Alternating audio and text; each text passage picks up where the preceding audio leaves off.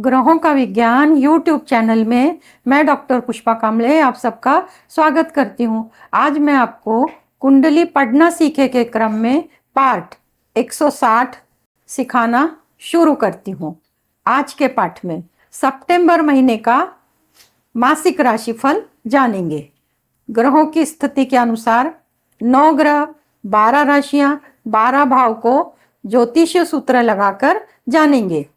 इस महीने में कौन सी राशि को कौन से भाव से शुभ फल मिलेंगे और कौन से भाव से अशुभ फल मिलेंगे। समय एक जैसा हमेशा नहीं होता।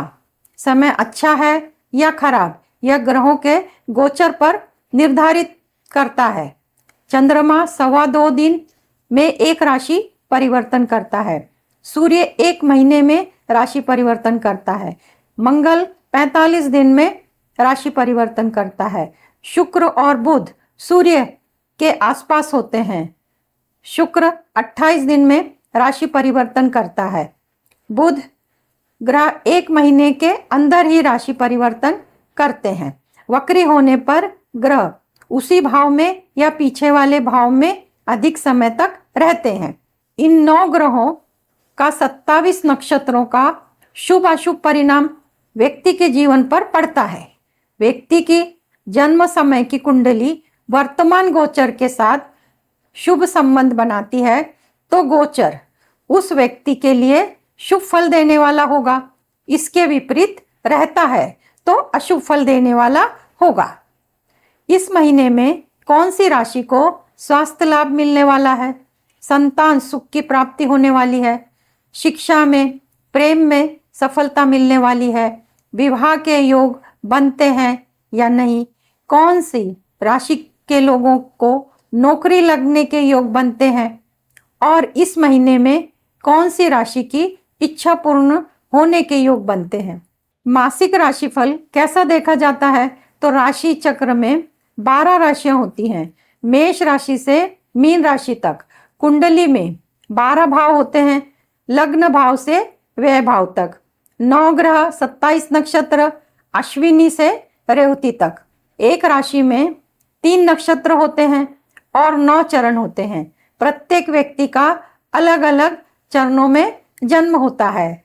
चरण अलग अलग होते हैं। 9 व्यक्तियों की राशि एक होती है। प्रत्येक राशि के 9 चरण मिलकर एक राशि बनती है। जब राशिफल चंद्र राशि और लग्न राशि के अनुसार बताया जाता है तब इन 9 चरणों के लोगों पर संबंधित ग्रह की शुभता और अशुभता का फल कम ज्यादा हो सकता है। इन सूत्रों को ध्यान में रखकर ही राशिफल का अनुभव करना चाहिए, क्योंकि दुनिया में लाखों लोग एक ही राशि के मिल जाएंगे। सभी लोगों को एक जैसा परिणाम अनुभव में नहीं आएगा। इस बात को ध्यान में रखना होगा।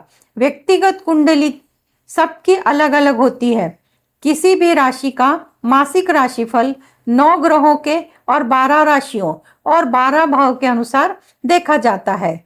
ज्योतिषीय सूत्र लगाकर इनसे क्या शुभ और अशुभ परिणाम मिलते हैं इनके बारे में जानते हैं और समझते हैं। मासिक राशिफल चंद्र राशि और लग्न राशि के अनुसार समझेंगे। मासिक राशिफल ग्रहों के गोचर पर आधारित है।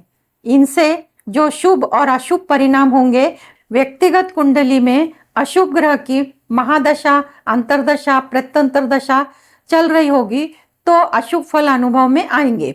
उसी प्रकार व्यक्तिगत कुंडली में शुभ ग्रह की महादशा, अंतर्दशा, प्रत्यंतर दशा चल रही होगी तो शुभ फल अनुभव में आएंगे और उनकी शुभता में वृद्धि होगी। व्यक्तिगत कुंडली के ग्रह और गोचर के ग्रह आपस में 6, 8, 12 का संबंध बनाते हैं तो उस ग्रह से संबंधित अशुभ फल अनुभव में आएंगे। इसके विपरीत यदि कुंडली के ग्रह और गोचर के ग्रह आपस में तृतीय एकादश 9 पंचम का योग बनाते हैं तो उस ग्रह से संबंधित अत्यंत शुभ फल अनुभव में आएंगे।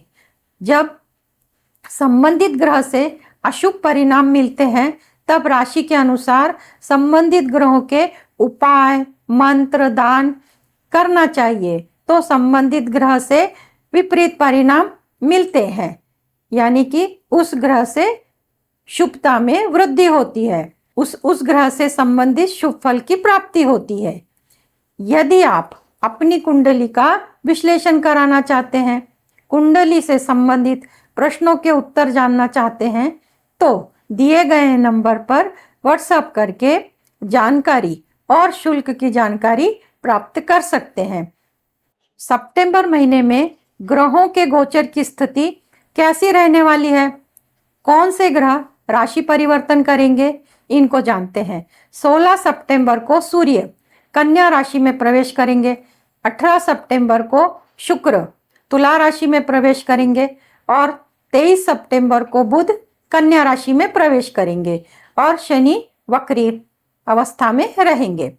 तुला राशि तुला लग्न का चार्ट 7 नंबर से शुरू होता है। 7 नंबर के चार्ट में पंचम भाव में कुंभ राशि शनि की स्थिति है, षष्ठ भाव में मीन राशि राहु की स्थिति है और अष्टम भाव में वृषभ राशि में गुरु की स्थिति है। भाग्य भाव में मिथुन राशि में मंगल है और एकादश भाव में सिंह राशि में सूर्य और बुध है।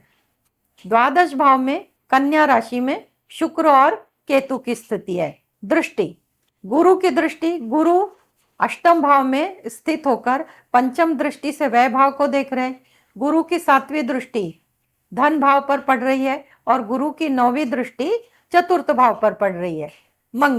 मंगल की स्थिति भाग्य में है, भाग्य में स्थिति होकर मंगल की 4थी दृष्टि व्यय भाव पर पड़ रही है। मंगल की 7वीं दृष्टि पराक्रम भाव पर पड़ रही है और मंगल की 8वीं दृष्टि चतुर्थ भाव पर पड़ रही है।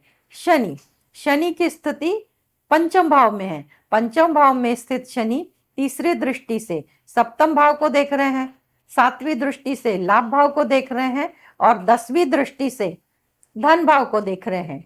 चंद्रमा का गोचर इस महीने में जिन जिन राशियों से होता है, उस समय जो तारीखें पड़ती हैं उस दिन किसी भी कार्य में सफलता नहीं मिलती। तो चंद्रमा का गोचर कौन सी राशि से होता है, तो चंद्रमा का गोचर मकर राशि से, वृषभ राशि से और कन्या राशि से होता है। राशि से, चंद्र राशि से और लग्न राशि से जब चौथा, 8वां, 12वां आता है तब कार्यों में विलंब होता है। तो वो तारीख है इस प्रकार है। सितंबर महीने की तारीख 4, 5, 14, 15, 22, 23 इन तारीखों को महत्वपूर्ण काम नहीं करना चाहिए। अगर करना जरूरी है, मजबूरी है, तो चंद्रमा के मंत्र करके कार्य की शुरुआत कर सकते हैं। चंद्रमा का मंत्र ओम सोम सोमाय नमः 108 बार करना है और कार्य की शुरुआत करना है। और इस महीने में इच्छा पूर्ति का ग्रह की स्थिति क्या है, इसको जानेंगे। शुरू करते हैं तुला राशि तुला लग्न का सितंबर महीने का मासिक राशिफल पहले भाव से, लग्न भाव से। तो पहले भाव में व्यक्तिमत्व देखा जाता है स्वयं का और स्वयं का आरोग्य। पहले भाव में तुला राशि है और तुला राशि का स्वामी शुक्र अपने से पीछे वाले 12वें भाव में स्थित है। आरोग्य के लिए स्थिति अच्छी नहीं है। हालांकि शुक्र 12वें भाव में अच्छे होते हैं। कालपुरुष की कुंडली में मीन राशि में शुक्र उच्च के होते हैं, परंतु तुला राशि तुला लग्न के लिए शुक्र यहाँ नीच के भी होते हैं और लग्नेश बन के शुक्र 12वें भाव में जाते हैं, आरोग्य में तकलीफ देते हैं। तो आरोग्य के लिए आपको स्वयं सावधानी बरतनी होगी, खान पान पे, व्यायाम पे, और भी जो आरोग्य के लिए सहकार्य करने वाले हैं उन सब का आपको अनुकरण करना होगा। दूसरे भाव से हम धन, परिवार और वाणी का विचार करते हैं। तो दूसरे भाव में वृश्चिक राशि है और वृश्चिक राशि का स्वामी मंगल भाग्य भाव में बैठा है। अब मंगल वृश्चिक राशि का स्वामी होके भाग्य भाव में बैठा है, परंतु गुरु की 7वीं दृष्टि पड़ने के कारण वाणी में मधुरता होगी, परिवार में तालमेल होगा और धन में वृद्धि होगी, क्योंकि धन के कारक गुरु धन को 7वीं दृष्टि से देख रहे हैं, तो धन में बढ़ोतरी करेंगे। तीसरा भाव साहस, पराक्रम और छोटे भाई बहनों का है और उसका स्वामी धनु राशि का स्वामी अष्टम भाव में बैठा है, अपने से 6-8 का संबंध बना रहे और मंगल की सातवीं दृष्टि पड़ने के कारण साहस पराक्रम में वृद्धि होगी, भाई बहनों के साथ मतभेद होंगे। और जो लोग मीडिया से संबंधित कार्य करते हैं, छोटी यात्रा में किसी प्रकार का व्यवसाय करते हैं, मार्केटिंग का व्यवसाय करते हैं, उनको उनके कार्य में सफलता मिलेगी। चतुर्थ भाव, चतुर्थ भाव से माता का सुख और भूमि भवन वाहन और परिवार, और जो लोग पब्लिक से काम करते हैं, जनता का सहयोग, ये देखा जाता है। तो चतुर्थ भाव का स्वामी शनि अपने से दूसरे भाव में, केंद्र में, पंचम भाव में स्थित है, और मंगल की 8वीं दृष्टि पड़ रही है और गुरु की 9वीं दृष्टि पड़ रही है।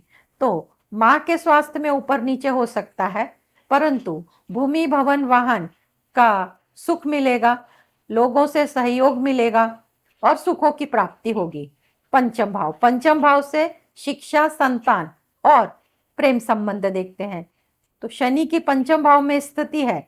सूर्य और बुध की 7वीं दृष्टि पड़ने के कारण, सूर्य यहाँ के कारक होते हैं। काल पुरुष के कुंडली में सूर्य सिंह राशि के पंचम भाव में होते हैं, तो शिक्षा के लिए अच्छा है। प्रेम संबंध के लिए मतभेद निर्माण करने वाला होगा, और गर्भधारण के कोई योग दिखाई नहीं देते, क्योंकि गुरु का संबंध पंचम भाव से नहीं हो रहा।